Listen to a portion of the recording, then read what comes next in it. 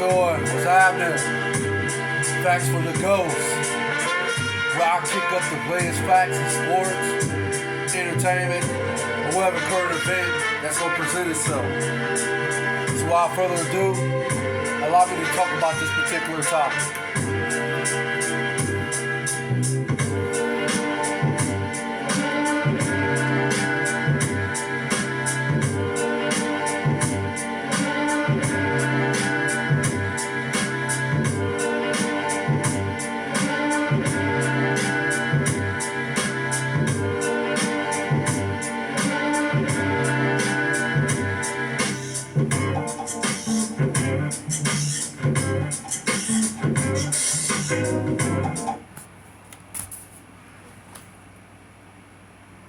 The Cavs has officially made a trade for Donovan Mitchell. Me personally, in my opinion, yeah, do I think this was a good trade? Indeed, I do. Reason why is because the East is, man, it's saturated. Saturated with good teams. And if you ask me, before the trade, where did the Cavs fit in as far as the Eastern Conference with these, the top echelon teams in the East?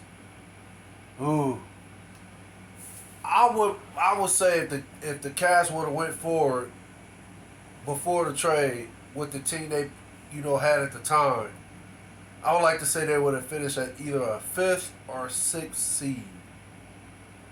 But now that they got a player the caliber of Donovan Mitchell, yeah, he's, if not top 15, definitely top 20 player in the NBA. For his career, he averaged 23.9 points.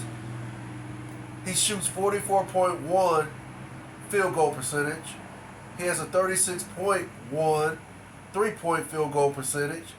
He averages 4.1 rebounds, 4.5 assists, 1.3 steals a game, and 0 blocks.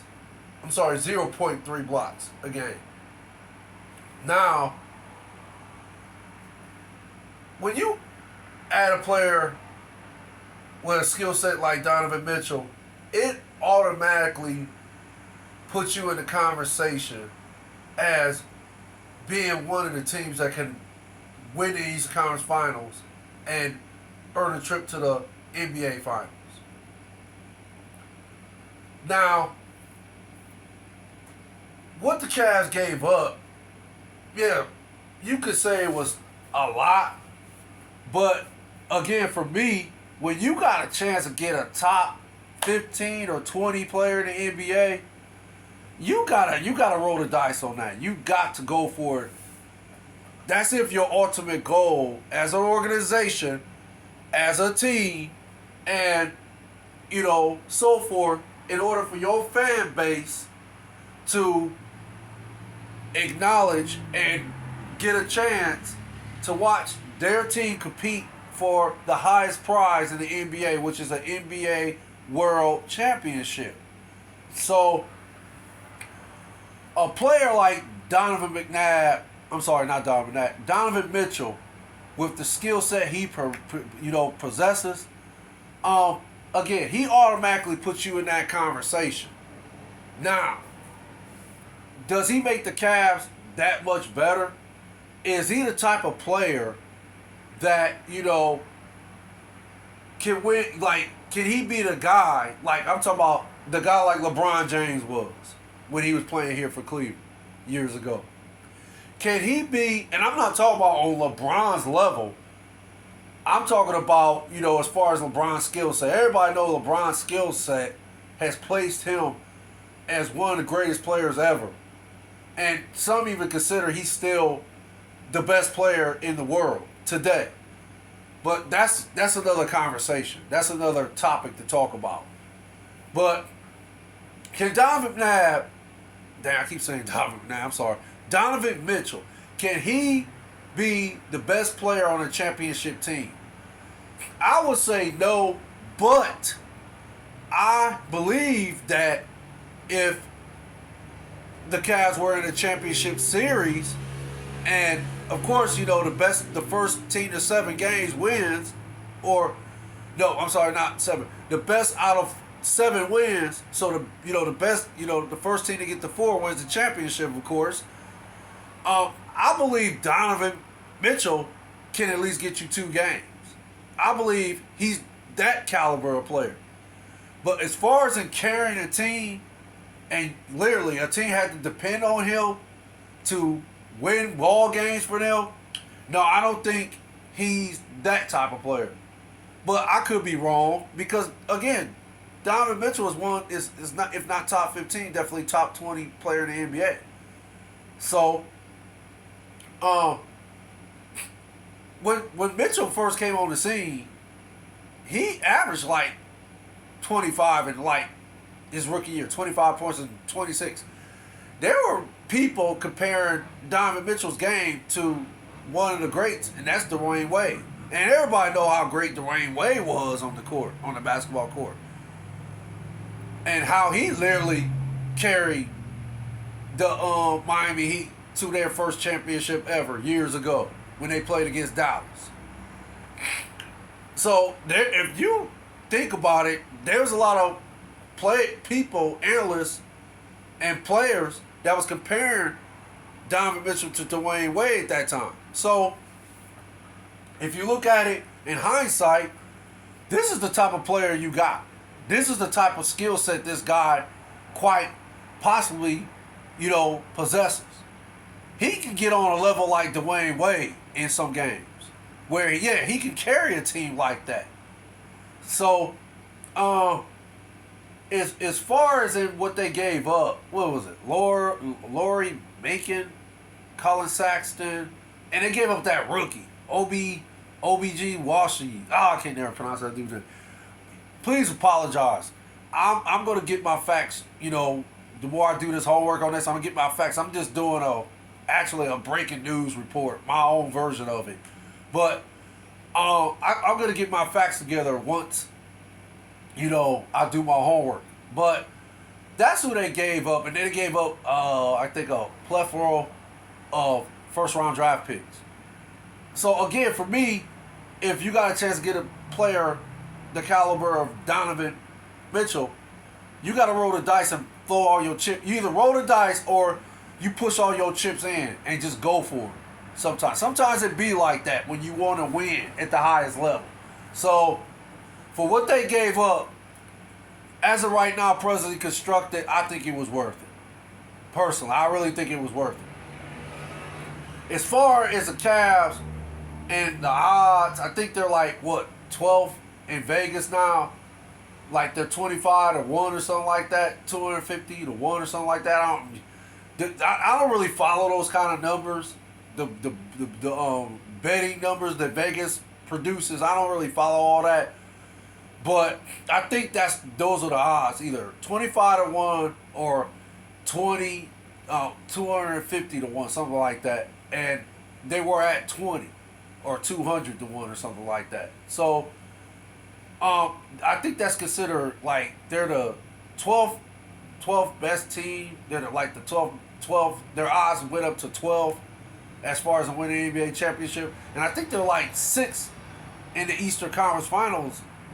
They was like the 16th pick to win the Eastern Conference Finals in the East. So yeah, the Donovan Mitchell trade has just skyrocket their odds and their chances of competing for a championship. But as far as them actually competing for a championship, I still think there needs to be a few more modifications. As far as in, I think they can use maybe one more bench player, because if I'm not mistaken, Kevin Love averaged 13 points off the bench last year and 7 rebounds. So those are great numbers coming off the bench. And then, of course, Kevin Love, but I would like to think if Kevin Love was playing more minutes, he would average more than that. But okay, you got a guy that of the caliber of Kevin Love um, who is a veteran, who's, been in the league long enough to understand the game, understand what pressure is like, because of course he played alongside LeBron. We all know how that story went. He has an NBA championship ring, and he was very instrumental in winning that championship ring that year in 2016. A lot of people don't want to give him credit for it, but I would like to believe if it wasn't for him playing the type of defense he played on Stephen Curry, who knows what would have happened. But, okay, you still got a guy like this on your team, and Kevin Love, with those accolades on his resume. Then, Ricky Rubio's still a solid point guard, in my opinion. He can still run the offense and, pretty much be a orchestra as far as like a Mozart type of leader out there off the bench. And he can lead the second unit. So you got two veterans off your bench that's going to contribute tremendously. Then you got, matter of fact, I don't know the other. Oh, wait a minute. Jetty Osman, I don't know what they're going to do with him. Because I keep hearing here and there snippets of them trying to want to trade this guy. Me personally, I like Jetty Osman. I think they should try to keep him. But, okay, that's another story too. But, okay, let's just say for the sake of it, Jetty Osman. Okay, now you got three guys off the bench. I think they can use one more shooter off the bench. Because you got Isaac Okoko, who can play defense. So you got your lockdown defender. I think they can use a shooter off the bench. Some type of sniper guy that just can come off the bench and just light it up from three-point range for like 15, 20 minutes or something like that. Say he come in, say you down, say the Cavs is down like 10 points, right? And they put in their bench. Okay, now you got the sniper shooter out here who can come in and is capable of hitting 4 3-pointers in that span, in that 15, 20 minute span. So I think if they could somehow acquire a guy like that, I think it might be enough. But then again, you gotta go with experience. This group has not been in the playoffs together, of course. We know that. And this is before they got Donovan Mitchell. But yeah, this core does not have that type of experience as far as in knowing what it's like to play and playoff pressure. Playoff pressure is completely different from regular season pressure.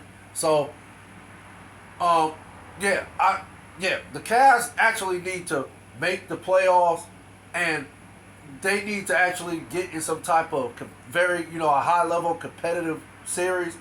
And yeah, win or lose, they'll have that experience. They'll know what it's like to be, in the playoffs and be in a situation where, okay, they'll be able to make the right decision this time around versus they say the Cavs, okay, say they played the first round. Say the Cavs lose a 4-2 series, but all 6 of the games was competitive, and it came down to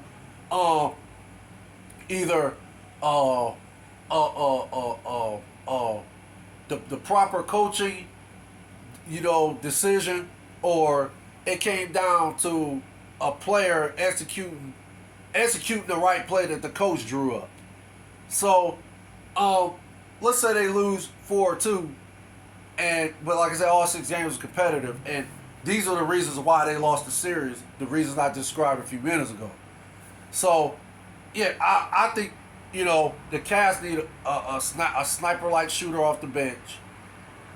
Like I said, capable of, in a 15, 20-minute span, putting up, 4 3-pointers to get the Cavs either back in the game or push the lead out to where, it'll be out of reach for the other team to catch up with the Cavs. So, yeah, I think they need that type of player off the bench. And then I think they need to make the playoffs.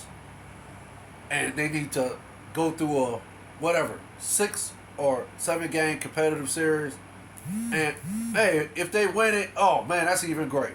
If they just so happen to go all the way and win the championship, that's even better. But okay, I'm just saying, hypothetically speaking, that's where I see the Cavs at right now, and this is actually, well, I'm sorry, this is with the Donovan Mitchell trade currently. Now, this is where I see where the Cavs is at.